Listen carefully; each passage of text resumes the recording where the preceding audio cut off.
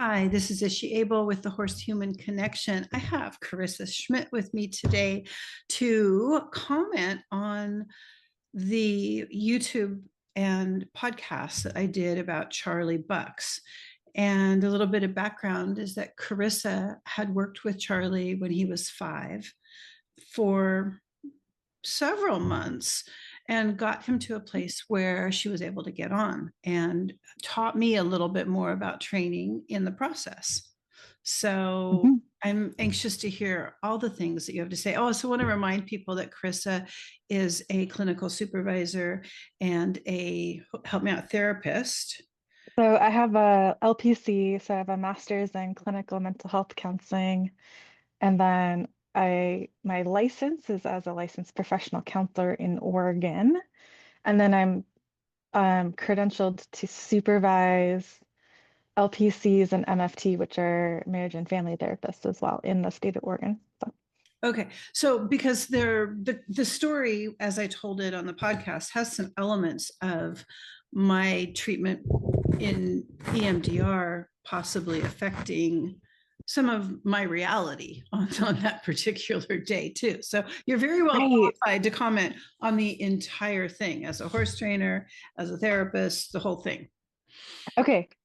I think I'm going to start within the scope of the horse trainer first and just like Mhm. so I listened to your podcast. You had told me a little bit about what was going on first, and then we tried to connect and talk, and the scheduling didn't work. So I got the story for the first time from you through the podcast. And then I responded and sent you some talking points. And I what I want to do is just maybe model for the audience kind of the kind of conversations that I might have like that we've had before Mhm. about training.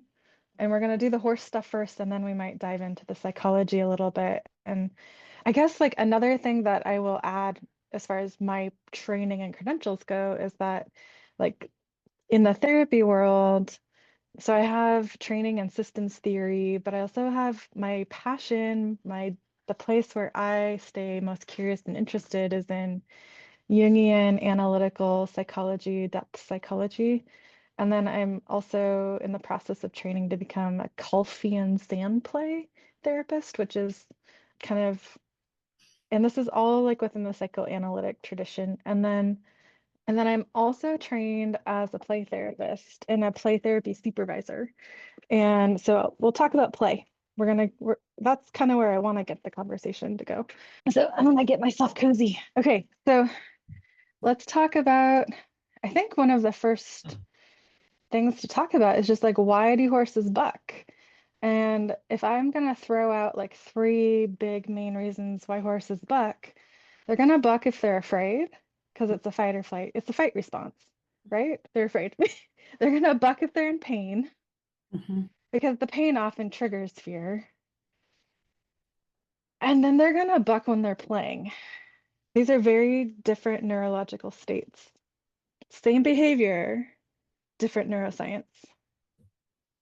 And that's going to inform like my training approach as we go into the conversation a little bit more. And so I guess a little bit of background for the listeners too, like you alluded in the podcast to maybe a possible injury that this horse has in the corrals before you got him. Mhm. And so when I was working with him as a trainer, I did a lot of rehab work in his back end to strengthen his hind end because if you watch him, he is very narrow behind. So these are some conformational things. And he doesn't track up at all in his hind end. He's improved with conditioning. And also he bunny hops in the canter. So like what that means is that there's not really a clear 3-beat stride. He tends to move his hind legs together in a hop. And so I pushed you to get him evaluated and make sure that there wasn't anything like medically wrong with him, just to kind of get clear on like, is his movement pattern a pain response? And so there's some history to this guy. There He is. never, Can I yeah, clarify there a little bit? Like I do remember some of the exercises you had me do way back when I was at the other property when you were working, right, which right. was like backing him up hills. And Yeah. it seemed like there was a weakness in kind of on the inside of a stifle that we were Yes. particularly working on. And then Yeah. I did go ahead and have the vet out here last winter or last fall. Yeah. And that And was like after you sent me some videos of him in the ram pen, and I was just like, he's not even behind in his back end, and he was able to track up on one side but not on the other and not stuff. on the other as well. Yeah, he had some trouble. But when they said he was fine to ride, he passed a lameness exam. And she Yes. said, yes, I see a little something here, but it doesn't mean he can't be ridden. And Right. that was the professional opinion. And what you saw also, we saw an improvement because we were doing weaves over poles, over Yes. logs, those Yes. small logs, like 6, 7 Yes. inch logs. And that seemed to strengthen him a little bit. But Yeah. So there's this is a still like every once in a while that back rear end will still get kind of tight, not nearly as bad as it used to, but his back glute will be hard. And if I do some massage and some release on it, it will soften up. And I kept checking in while he was down at the trainer saying, are you seeing any problems? Is there Mhm. any anything that would indicate, muscle soreness or stiff glutes or anything in his gait that would suggest that he's in pain or not quite right. And she was like, oh, he's fine. So that was her take on that. Right. And okay, so here we are. We've done our due diligence and we've Mhm. like assessed the physical domain. Like we've assessed for pain, we've assessed the body. Yes, there's something about this horse that requires like careful conditioning and and with maintenance, it's like he does come around. And I'm remembering back to like when I was working with him as a 5-year-old, this was not a horse that really showed a lot of like he didn't buck much with me. He was very forward, a little bit more flighty, Mhm. but he wasn't explosive when we did our initial saddling. If you got him moving forward, he was fine. And then I know I put the first few rides on him and got on his back. Well, no, maybe someone else had been on him. Yeah, other people had been on him. One other person had been Yeah, with him, and that was the woman I bought him from, who was a right. very young girl, like maybe 17 or 18. And what she had told me is that he had bolted. Yes.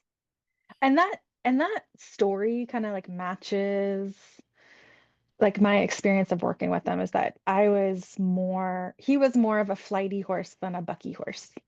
And then, but I do remember like he definitely is a tight-backed horse. And so when he gets nervous, he's prone to bracing Hmm. his body. And yeah. Okay, so there's some context there. So some of the things that I remember you talking about in your podcast was that he started bucking when you were going down a hill. Hmm. And so in my mind, if I think about like the things that I know that might cause that, I'm just wondering like one, did the saddle slide forward and maybe pinch him or touch him in a way that he had never experienced before? And then maybe there was pressure on his body from the saddle and the rider. That was a new experience for him. Hmm. And in that new experience, did he just panic? Hmm. And then the other thing might be if, and I haven't seen him recently, I don't know what his condition's like right now, but given his history of being a little weak in the hind end, going down a hill is going to require him to engage his hind end deeper than on the flat or even uphill. Hmm. And so is it possible that maybe like biomechanically his body was being taxed in a way that he just didn't feel confident in? Yeah. And then also like his lack of confidence maybe then turned into a panic moment. So those are like if we're thinking about like sympathetic nervous system response answers to why horses buck, like those are the two things I can think of. Both of those things make perfect sense and could be either or both of them very, very easily. Yeah, yeah. Especially the saddle thing, because during the bucking, the pad came off. Yeah, he might be the kind of horse then that could benefit from a rear cinch Mhm. just to help the saddle stay in place so that because what happens is that like when we're going down a hill, like the horse is tipped. If the saddle is tipping off the horse's back and the back of the saddle's lifting going down the hill, Mhm. that's gonna twist the tree and then you're gonna get a lot of pressure on the withers and the shoulders. And a rear cinch would keep the back of the saddle from lifting up. Yeah, and we didn't, so we made some tack, we made some definite tack errors, and I would Yeah, error, yeah. and not having the bit in was one. And Hmm. she had noticed that the pad, we had that pad that you had found for me. It's like a synthetic leather on the top with the air holes in Oh, it. yeah, yeah. It's And like the Cavalio. It's yes, kind the of like a Cavallio one. thin, yeah, And uh-huh. it was the first time we'd used that. And she'd said, "Oh, I think it's a little big," but we didn't switch it out for the one we'd used before, which was So like maybe it was 1 inch wool. Yeah. like too long for his back. I don't know what her, she said it seems too big. And she didn't say too long. She said too big. And so like Huh. I I don't know what that meant. Well, he is kind of a petite horse. But he Like, filled out into fitting the saddle, right. But which we he is used. Yeah, like a short, he has a short he backed definitely kind is of, back. and he It's has a lighter frame. Yeah. true. I mean, Sipsy is both of, I mean, she's not a lighter frame, but she's a short back too, Right, that we had right. used the pad in the saddle for. But, so there were some like to check all the boxes of the tack, and we had not put the breast collar and the rear cinch on as we had before. Yeah. And I'm wondering too, like, if it could be too that going, because I've had this happen too, where like a saddle pad will slip out the back of a saddle, and that's a sign that the saddle's not fitting as well as you want it to. And I'm not saying this saddle doesn't fit, but going down the hill, the fit changed. Yes. And when that saddle pad starts to scoot down their back and then go over the top of their loins, like it does kind of like goose them a little bit sometimes if they haven't had that happen. And so it might be that just going down the hill, the pad started slipping, the fit started changing, things started moving around, and he was just like, ah, I can't handle it. Yeah. Yeah. I think that's very likely what happened. And so I guess another question I have, I mean, I know you have some talking points in an order, and I'm sure you'll get to it, but where to now? Like, what do I do now? Yeah. Okay, well, let's talk about this is where I want to like bring in the element of play Okay. and talk about my evolving training philosophy and how I'm growing my ability to articulate these ideas and translate them across fields. And so let me back up and just share a little bit about what my therapeutic philosophy is, especially when I'm working with children.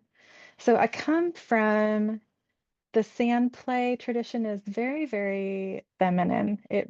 It's very feminine in its approach to things. And I also have a lot of training in the humanistic play therapy modality called child-centered play therapy. And child-centered play therapy was developed by a woman named Virginia Axeline. And she was a colleague and a student of Carl Rogers. And a lot of people know Carl Rogers. He's like the founder of the humanistic person-centered school of psychology and therapy. And the person-centered humanistic philosophy is this idea that like in a therapeutic relationship, yes, I have training, I have a degree, but I'm not the expert in the room. The client's the expert in the room. And that's kind of turning upside down and turning on the head like the typical attitude that people have when they go into the therapy process.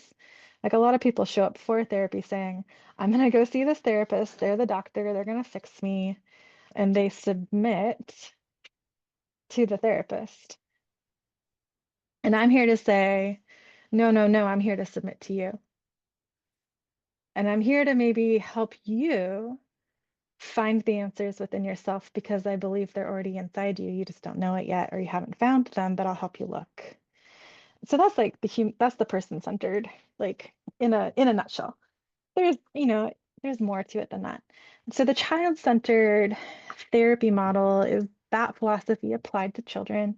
There's Gary Landreth from, he's still alive. He's in his 90s now, and he's mostly retired from teaching, but he pops up every once in a while and still does workshops. He's the one that kind of developed this into an evidence-based model. And now, so child-centered play therapy is a therapy model that is now an evidence-based practice for treating children with trauma. And so we're back to the conversation about insurance and things like that. It checks all the boxes, and so I can practice that. But my job in that model, and this is also a philosophy that shows up in the Jungian analytical and sand play world, is my job in that model is to simply show up as a present person and hold what we call a free and protected space for the client. So my job is just to show up and maintain the integrity of the space and do as much as I can to create a permissive environment for my client to self-express. Yeah. Now, if we think about classical dressage Mhm. as a practice of zero force, my job is to show up in that horse's life Mhm. and help them self-express and take away the barriers and open doors and allow and allow and allow. And so what that means is that when I work with horses, I have to be in a state of mind where I am ready and able to hold anything that horse wants to do. And this is where play comes in. So if we think of an adult horse or a horse that we're riding, and we think about a horse that bolts or bucks or is doing these big behaviors, we don't like it, and our impulse is often to shut it down. Right. So I'm getting this visual of a perfect example, I think, of what you're talking about. And it's that day that we were at your place and you were riding Stormy. Were you Was riding? it was it Billy, I think it was Billy. Yeah, you were the riding chestnut Billy. mare? The Yeah. chestnut mare, yeah. And you were explaining to me how she got triggered with the bit, and you were Yeah. a Western bit that was different. And so when she got triggered, being a former racehorse, you just let her run. And I was able to film it. I don't know where the film is, it's somewhere. I And think I then, have a copy somewhere. I think you yeah. sent me one. And then Yeah. at It's the like, end, you said, and I'm going to stay on. And I remember all her veins were sticking out when you finally came back and you said, I'm going to stay on her until we both co regulate. And then I'm going to give her the biggest reward and get off. yes. So That's kind of what yeah. you're talking about, isn't it? Yes. So I have to be ready to stay with it. I Yeah. have to be ready to be with the horse no matter what. And so here's like something that I think might make sense to listeners is like I would I think most of the people listening to this podcast would never stop a foal from playing. Right. I want to make a point in that example because I didn't explain it really well. Is that Okay, okay. Yeah, what going back you to did? Billy. What, yeah, It's like, back to Billy. yeah. What you did when she got triggered, she wanted to run. And Hmm. you just, being the excellent rider you are, had no problem staying on and letting her ride out a quarter mile. Like, she did huge circles in your pasture, and she must have covered Well, about a quarter mile before you came back and stopped. but not only did I let her run, I said, "You want to run? Let's go." I Mhm. said, "You want to run? Let's go. I'm running with you." And this, like, I think is what the wisdom of running a horse in the round pen is. I'm not chasing the horse around until it's exhausted.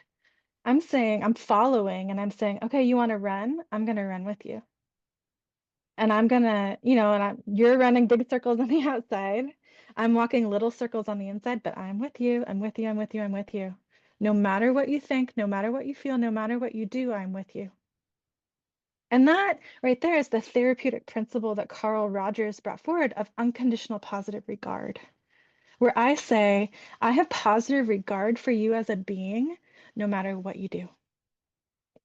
No matter what you say, no matter what you feel, no matter what you do, I'm with you. Right. And that's what you told me. There was a moment in Charlie's training where he was so anxious in the ring. And you said, did you see that? He just figured out that we could stay heart to heart connected while he's in a balanced rhythmic trot. Yes, I remember those moments. Yeah. And so And it that's took a what few days. it It did. took hours. It took him time to learn that I was going to be a consistent enough presence in his life to be with him no matter what. I remember you saying, did you see that moment? And I did. It was clear. And that's exactly what you're talking about, right? These are both Right. examples of what you're saying. And so this is where like I have this skill as a rider to get on a horse and know that I can ride through the buck. Mhm. And so I can, because I have the experience in my body of knowing what that energy is like, I can stay regulated in the intensity. Right. And this is where I think the word regulated gets misinterpreted because we think that regulated means calm, Mhm. but that's not true. Regulated does not mean calm. What does it mean? It means that we're in our parasympathetic nervous system. Most people access the parasympathetic through calm, low energy states. And this is where play comes in. So, play Mhm. is a parasympathetic nervous system state, but it includes the entire range of human experience. And Wow. it's the place that we practice the things we need to survive. So, when a little foal is ripping around the pasture as fast as it can and it's kicking its heels up and it's going and going and going and it's playing and it's, you know, that is not a sympathetic nervous system response. That's a parasympathetic nervous system state with intensity. And this is where things become relational. So I'm going to use examples from the therapeutic process in a playroom. So when I'm with children who've experienced trauma, Okay. go ahead. May Yeah. I offer something? Because as you're saying that, I'm searching my childhood for a memory Yeah. that fits that. And what I'm coming up with is the memory of the edge. When I was as an only child, when there was Mhm. play, and I did have some trauma that came out of play, Yeah. there was always this edge where it got uncomfortable. Mhm. And then as a mother with my own children, as things would escalate in play, there'd be a place where I started to get really uncomfortable. And I think So, that's the yeah. switch. Like what I was experiencing was going from parasympathetic to sympathetic. And, Yes. and really feeling that edge, like as a highly sensitive autistic only child, like Yes. I can remember those moments, and so that's what you're speaking to. Yes. Okay. So, okay, so maybe I'll take that. You gave an example before I gave one, so we'll build on that. So back to like let's say going back to the training sessions I had with Charlie in the round pen with him before I got on him, we played with intensity a lot. And we use the idea of like turning up the volume, turning down the volume. And if we think about like people sometimes talk about our window of tolerance, Yeah. play is all of the behaviors that we can tolerate in the high highs and the low lows and everything in between that is inside our window of tolerance. Okay. When I step into a relationship and we're co-regulating, my window of tolerance is often bigger than the horse's hmm window of tolerance. Can they borrow some of that? Do they borrow? Yes, yes, yes, yes, yes. And that's how we grow it. And that's how it naturally grows in relationship between people too. So when I'm in the therapy room with a child, my job is just to have a bigger window of tolerance than they do while they explore all of these different states of being.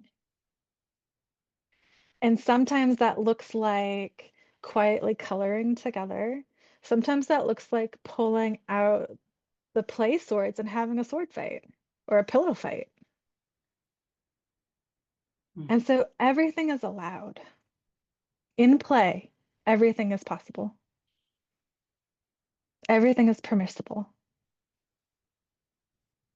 Wow, And I, that's an incredible parenting thing for people to know and to realize, as well as horse trainers. yeah. Yeah. And so much of our training methods is about restricting and controlling and shutting down behavior. And I do think that's maybe the difference between the performance world, like the pleasure world, things like that, where the horses, like, again, we're going back to the history of things where horses had to look a certain way in order to win the ribbon and earn the check. Mhm. And so they became very boxed in and restricted. And that's different than some of the other schools where like it's okay if the horse makes mistakes and the horse moves its body out of rhythm or maybe has like a big bucky canter step or something like that because they have to do all of it in order to find it. And then we find ways that we can do it together. It's a lot of layers, a lot of knowledge, a lot of being present and knowing what you're seeing and what you're working with and where to go with it. So, yeah. So this is to say that like let's say hypothetically I was the person on Charlie's back Mhm. when he got Bucky. Mhm. And like assuming that there's not a tack malfunction and I can stay on him. Like, like I'm gonna go to my skills. I'm gonna set some limits to maintain safety and the integrity of the relationship. And that limit might be doing a one rein stop and Mhm. say, okay, keep your feet on the ground right now while we reconnect and stay connected to one another. And I might, we can set limits with the other aids too. Like I'm gonna put some pressure on his, with a leg. I'm gonna maybe use my body and my weight to counterbalance and ride it out. Then the moment that chaos stops, we're gonna get back to work so that we can find the play again. And I'm gonna do what I have to do to test, okay, what is your window of tolerance right now, and what are the things that we can do in the vocabulary of all the things that we already know how to do together that create connection. And that might be bending laterally. That might be trotting him down the trail. It might be, whatever it is. I'm going to take whatever energy he's giving me and we're going to work with it. And we're going to just stay connected, stay connected, stay connected. And I'm going to do whatever I can do to match his energy because there's something energetically about the reason why I need to be able to match his energy is that that is my way of non-verbally communicating to another nervous system Mhm. that I'm with you. So there's something that happens in horse training that is kind of like that, but I think that's why it works, but I don't think the way it's often executed and the philosophy behind it, like that's probably why it works, but I don't know that the philosophy behind it is that great. And that's where, in order to control a horse, like in the round pen, Mhm. a trainer becomes bigger than the horse, almost in a Yeah, scary way, and then brings them down. But that's different than what you're talking about. right, because play is keeping the horse inside their threshold. Yep. So we're not flooding. We're still inside the threshold, but it still allows for big energy when we need big energy. And it also allows for really quiet, calm energy. The whole spectrum. That's good to know. I did not realize this about play. I think it's really, really important. So at this point, it doesn't seem like it's going to hurt Charlie necessarily to wait a little while to see what happens. I haven't put a saddle back on him. Right. What do you think about that? I think that you do things at the pace you do them, and you have other ways of connecting with him, and he's still your horse. Like, Yeah, no, the next yeah, day he really let me know, like, I'm still with you, you know, yeah, actually like right I still trust afterwards he you. did. Yeah, Right. And lots of times they do. The moment is over, they're back to connecting. yeah, very much connecting.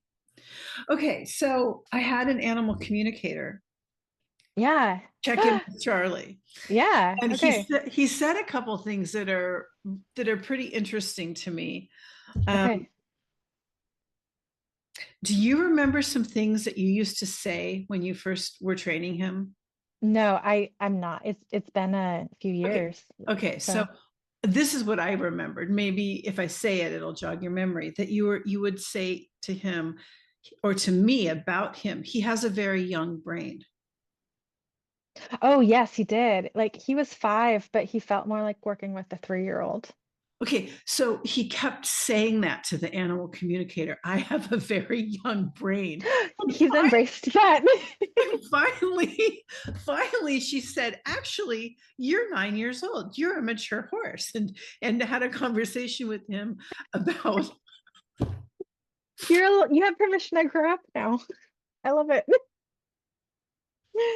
Oh my gosh. And she kept saying, "I feel like he's 5 years old." And I said, "Well, that's how old he was when Carissa was working with him."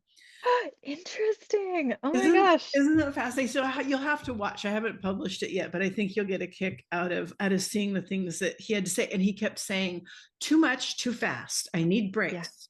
And I remember you used to give him some good Big breaks. breaks, He right? needs a lot of soaking time. Yeah. Yeah, and Like, yeah, he needs a lot of time to integrate and process. yeah, he talked about that too. So just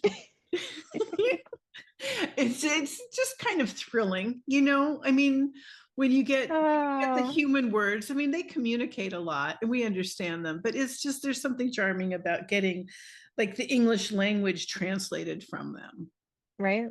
that just validates what we know happened. So yeah, that Oh, was that is so sweet. I see he does have like a really youthful spirit about him still. Just in the photographs that I've seen of him recently and things, like it's still very much there. yeah, And yeah, he's a sweetie. mm, He's a real sweetie. So, what do you think about what I was saying about like having that memory chain open with this idea thing happening of ooh, it was really heavy for me, but I wasn't the one writing him either. But from my perspective, I'm having the same thing happen in so many like so many parallels of, well, I said this, and I said this. I don't know. I mean, in the other situation, I really didn't know what else to do. In this yeah, situation, I could have spoken up. I could have taken charge more, but I chose to be in a place where I've said what I need to say, and yeah, this is not this is outside of my lane. yeah. And so back to like the memory, yeah, I mean, you're gonna bring that energy into whatever the field, like, and they're gonna pick up on it. So, and because horses don't really filter, like whatever is going on is going on. Mhm. It, yeah, Yeah. yeah. Well, all of us are doing that all the time, which adds a completely different layer that I think most people aren't aware of. Maybe I could use some language from the psychology world. So like in my supervision process, I talked about this a little bit in the other podcast. So I employ a lot of what we call parallel process in my supervision practice. And it's working with ideas of transference and countertransference, and people might know what that is a little bit from the psychology world. So transference is the energy that the client brings into the room. And so transference is like the unconscious stuff that then gets projected onto the therapist. And so, like, the classic example would be like, oh, a client comes in and they're mad at me because they're really mad at their mother. So that's the transference.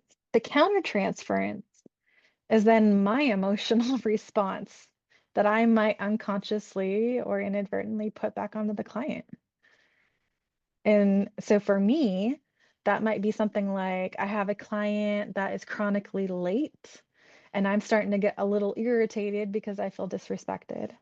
But Mhm. it's not about the client, it's about what's ever going on in my personal relationships.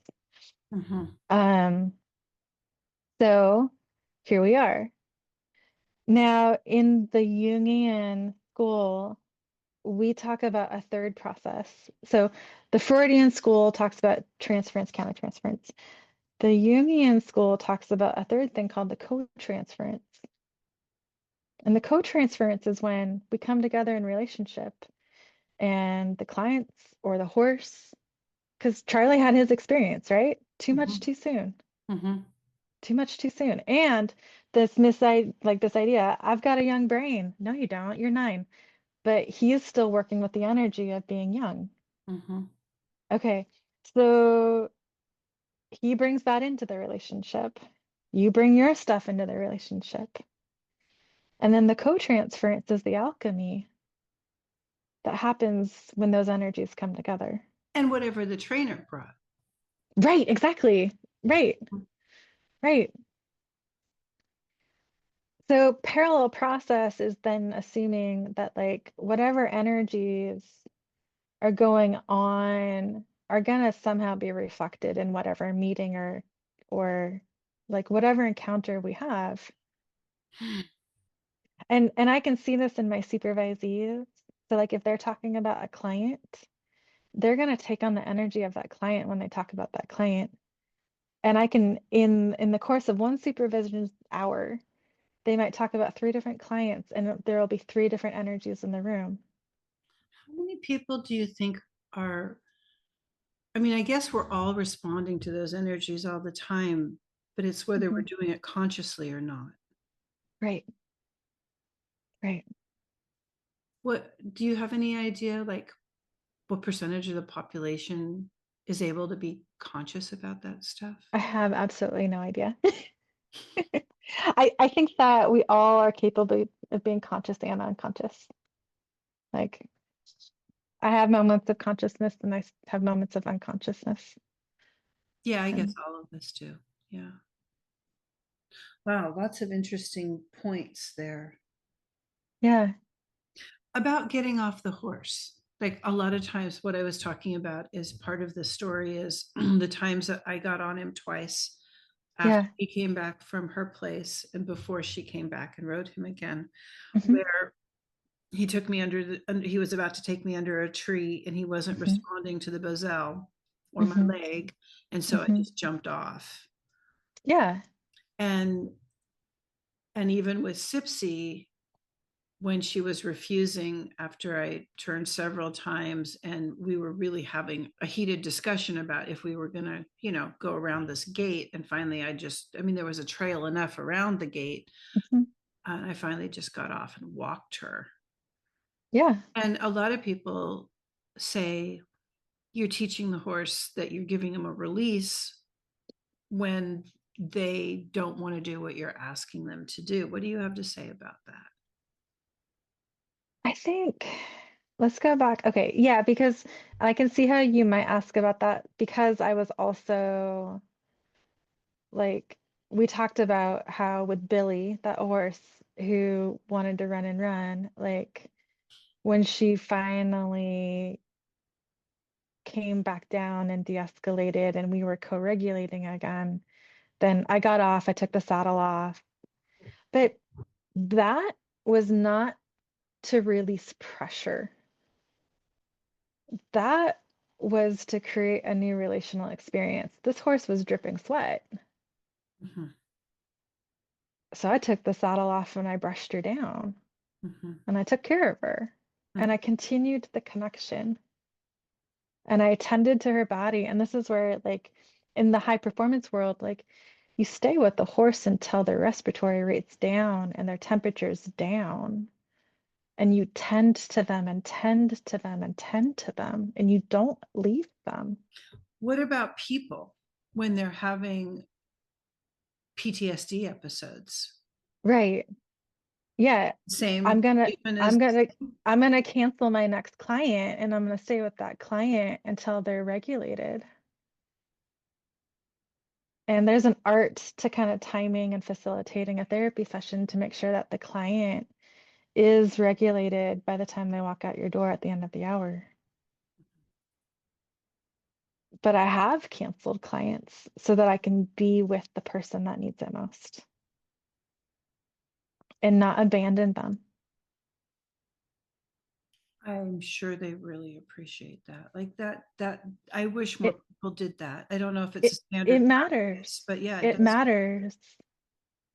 It's it's not standard practice. I don't like different people have different perspectives on things, but Mhm. when you start getting into trauma specialties, yes, that's best practice. But you've also told me, I'm jumping around a little bit, but I'm going back to getting off the horse. You've also told me many times over the phone, it's okay to get off. Like if that's what you need to do. Right. Because Um, what I'm hearing though is in those moments, yeah, you got off to for some self-preservation or to de-escalate a fight. And but I'm not hearing that you just like walked away from your horse and threw him in the stall and stormed off all mad at them. You no, stayed, yeah, you stayed with them. right. So from the horse's perspective, you're still connected. So it's not teaching. If somebody gets off during a period where they're trying to teach their horse something and the lesson isn't going well, especially if you don't end there, it's not a bad practice. Right, right. I think that's important for people to know that because I think that there's still some old myths about, what's okay to do and what's not okay to do. And the more neuroscience and the more relationship that we understand what we're forming, what we're doing with horses, that some of those myths really need to shift. Yeah. And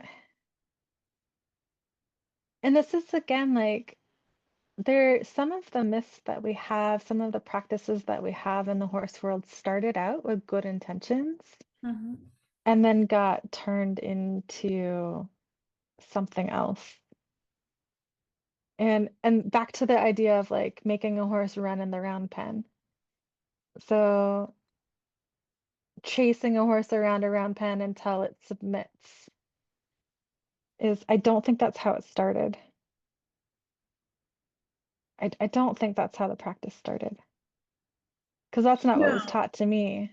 no. I mean, I actually went to see Monty Roberts was there. It was his apprentices that were doing the training. Yeah, But yeah. I saw it live when I first got a horse, and it wasn't so much chasing. It was a balanced, grounded way in the middle, and not like I've seen some people do. But when you're new to all of that, the subtleties can easily escape you.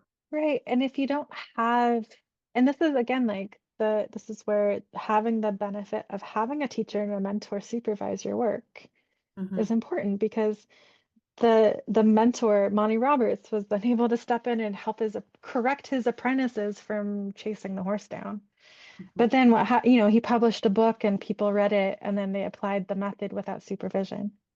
Yeah, I mean, I have a video of myself chasing Firefly, having no idea what I'm doing, way too big. And she's running Yeah. so fast. I'm sure she's like, what are you doing? That was one of the things that I first like stepped in and corrected when we first started working together. I'm like, why are you chasing your horse? You're scaring your horse. Like, why are you trying to scare your horse? And you were humble enough to listen. And that, Yeah, yeah. yeah. Well, I really appreciate all your input and Uh, taking the time to do another podcast. I love it when we get to talk with you. well, thanks for having me on. I'm curious to see who else responds to your invite to talk about this and hear other people's take Yeah. on what happened and Yeah. Well, I have an interview. I did an interview with Kimberly, and You did. Okay. she had some good stuff to say. And I think Amanda's going to weigh in. I love it. I love it. Okay. This is a great series. Yeah, yeah. Yeah. I think it will be. I even went and sent Warwick Schiller a copy of it and asked if he wanted to weigh in. Although if he wants to, I don't know what I'm going to do. Well, that would be interesting. Okay. It would be. I'm going to edit this part, so don't worry. Okay. Yeah. So I don't think he will. But yeah, it's been really good to learn from the experience, to think about it. And, I'm so sorry that she got hurt. I really am. And yet, Yeah. She um, seems pretty humble about it though, and pretty grounded and yeah, I think so. I think she'll benefit from all of the breakdown. Yeah. Yeah. Downtime. So, well, if you I got a lot on my calendar, but if yeah. you want to do like another farm work day, I'm down to come down. Yeah, please do. Things are moving. Yeah, You got things are happening. all the fuzzies off the sheep? Not yet. That's gonna be this weekend. I've got two done. I'm gonna get another four done on Sunday, and Mhm, then maybe more than four. And then I have two adults to go. I don't know if I'm gonna shear all my lambs this year. There's a couple that I want to shear before I sell them, mhm, just because their wool is that good this year. mhm. And yeah, so we'll see. We'll see where it goes. Okay. Yeah. Well, we can text it about dates or something too. So, Yeah. We'll yeah. be in touch. Okay. Right. Thanks, Carissa. You have a good night. Thank you. Bye. Bye.